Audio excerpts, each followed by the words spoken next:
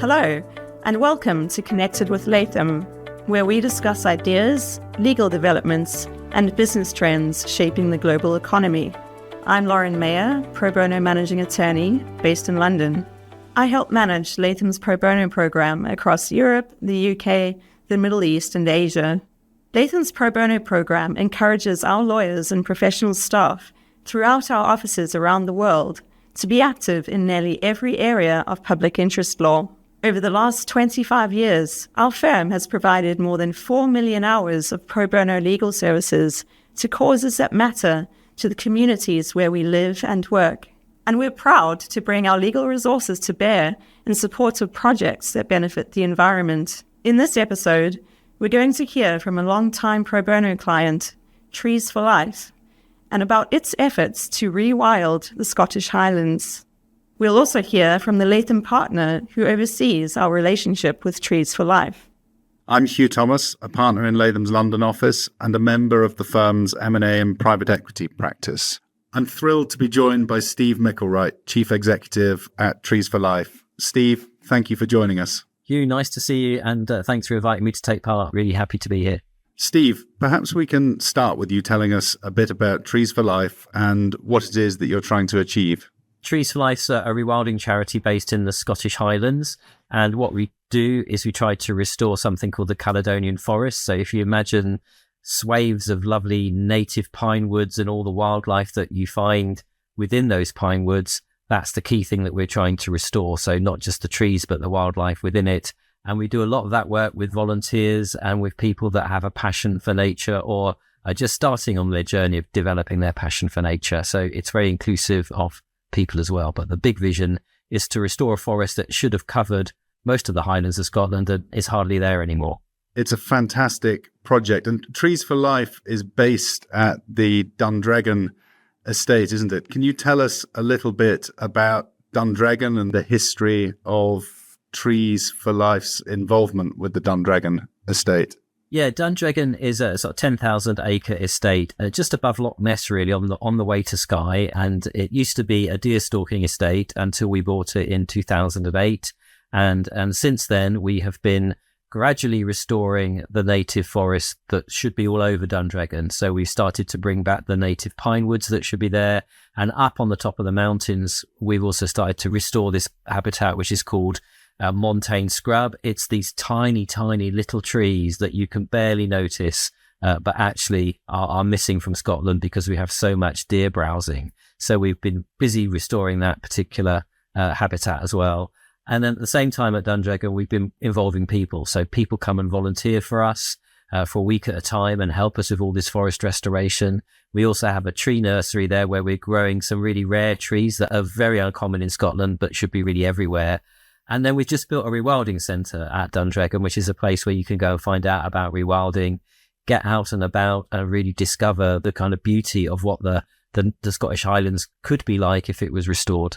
It's an amazing and very beautiful place. I have actually visited and have been blown away by the change that is taking place there. So I can strongly recommend that to any of our listeners that are passing through that part of Scotland and would like to see what rewilding is all about and what can be achieved. I suppose just drilling down a bit more into how you affect that change. Can you tell us about all the different programs that you have going on at Dundragon at the moment? Yeah, well, in terms of forest restoration, there's two ways of restoring a forest. You can plant the trees or you can let the trees grow themselves. And at Dundragon, and a few other places, we started off as a charity planting the native trees, the trees that should be there naturally, and often we've grown them in our tree nursery there.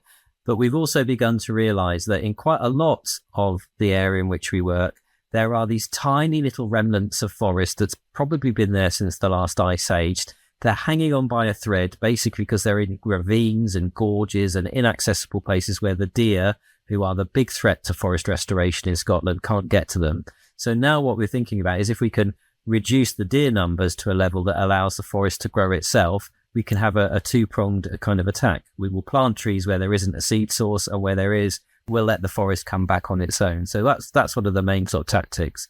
And then the other thing is bringing back what I call the wildlife that is missing from Scotland and from the area in which we work, and try to bring that back, because a forest is more than just trees, it's all sorts of things. So one animal we've been particularly working quite hard on has been red squirrels, and we've reintroduced them to all over the northern Highlands of Scotland.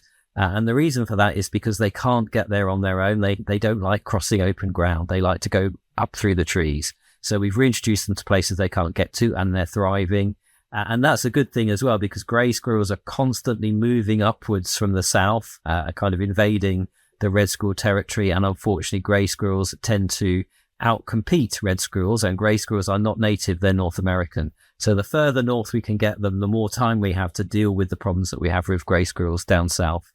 And then we're just in the process now of trying to reintroduce beaver into an area called Glen Affric, which is another place that we have worked for more than 30 years. It's, I think, the most beautiful glen in Scotland, full of these gigantic pine trees and wonderful kind of lochs.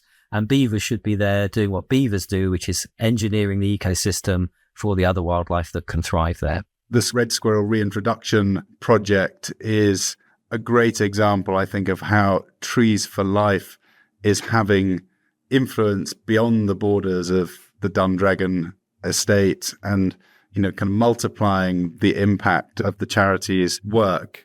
One other way in which you've been doing that, which we have helped a little bit with, and which you mentioned earlier, was the Rewilding Centre that you built at Dundragon. How's that going? Yeah, I mean, it's going into its second year of being open now. So we started the whole idea of Rewilding Centre way back in 2018.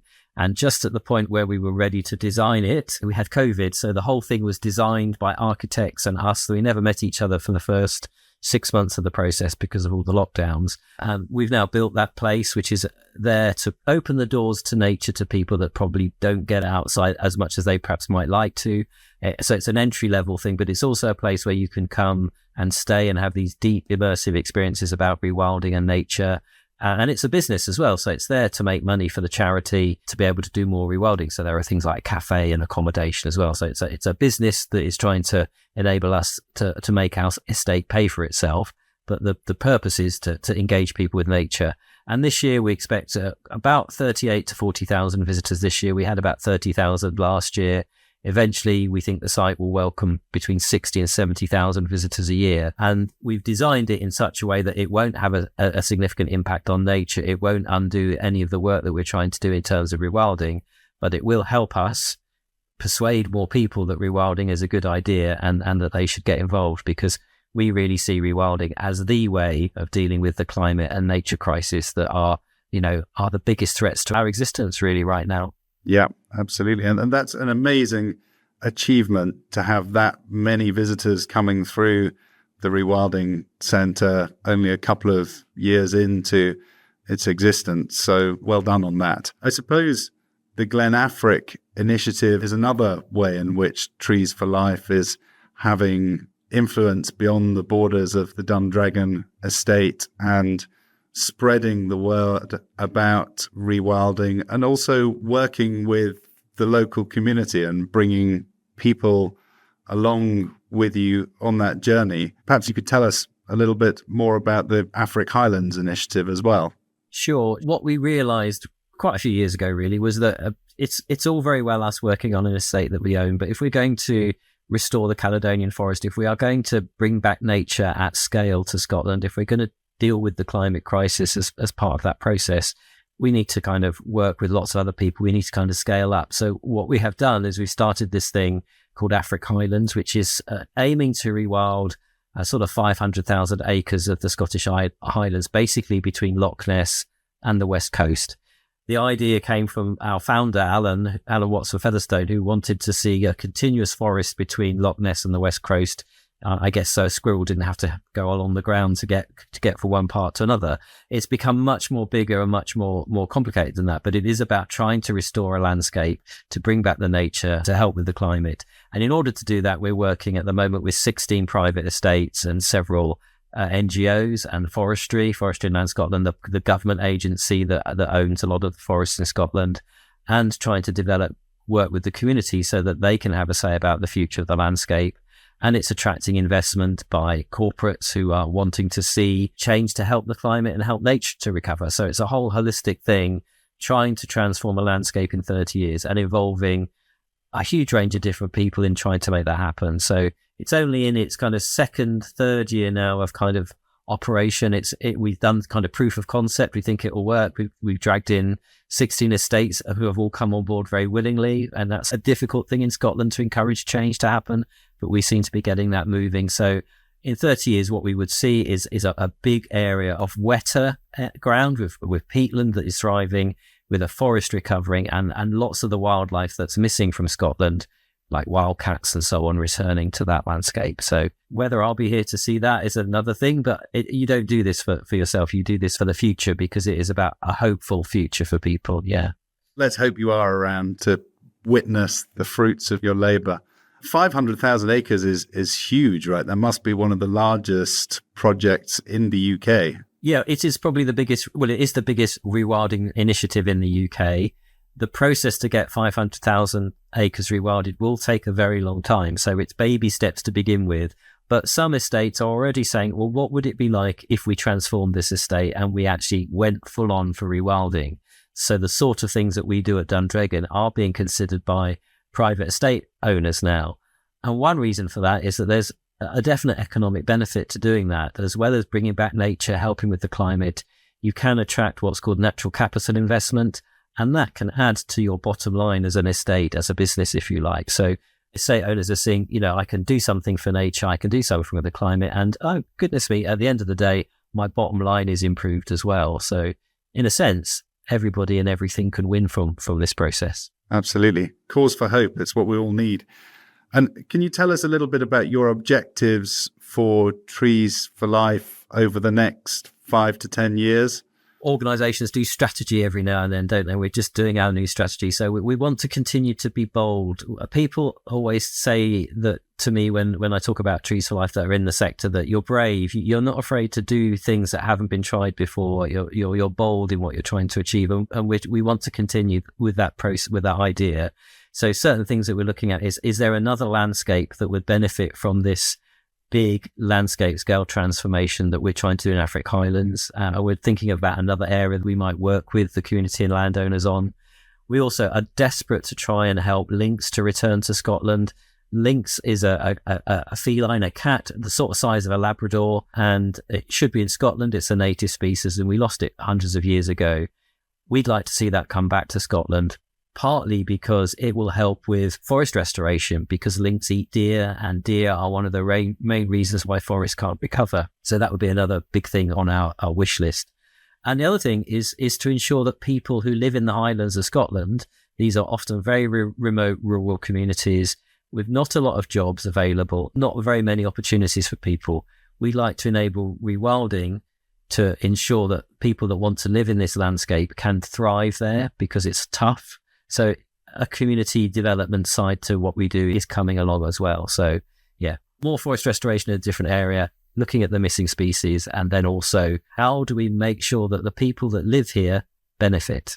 It sounds great. I hope we can help you with those projects as well. I'm very proud of the work that we've done with Trees for Life so far. It's a great way for me and for my colleagues to give something back to the community and to be involved in a really positive change. As we've been discussing often, it's all doom and gloom at the moment when it comes to the climate and biodiversity issues. So thank you for letting us work with you on these projects, and I hope we can continue to do so for many years to come. Steve, thanks for joining us today. Thanks, Huw. It's a real pleasure to be here, and thanks for inviting me to take part. And also thanks to everyone that's actually helped us over the years. So I was just counting up the number of projects that you've helped us with before joining, and we've got up to 10 now, and they've been really important for the charity, and of course saved us a lot of money as well. So thanks very much. It's a pleasure. And thank you to all of our listeners for joining us for this episode of Connected with Latham.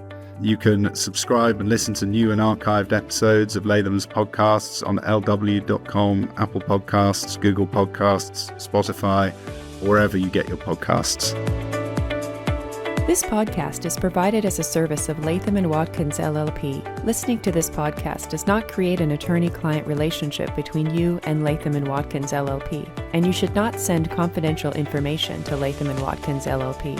While we make every effort to assure that the content of this podcast is accurate, comprehensive, and current, we do not warrant or guarantee any of those things. And you may not rely on this podcast as a substitute for legal research and/or consulting a qualified attorney. Listening to this podcast is not a substitute for engaging a lawyer to advise you on your individual needs. Should you require legal advice on the issues covered in this podcast, please consult a qualified attorney. Under New York's Code of Professional Responsibility, portions of this communication contain attorney advertising. Prior results do not guarantee a similar outcome. Results depend upon a variety of factors unique to each representation. Please direct all inquiries regarding the conduct of Latham & Watkins attorneys under the New York's disciplinary rules to Latham & Watkins LLP, 1271 Avenue of the Americas, New York, New York, 10020. Phone number 1-212-906-1200.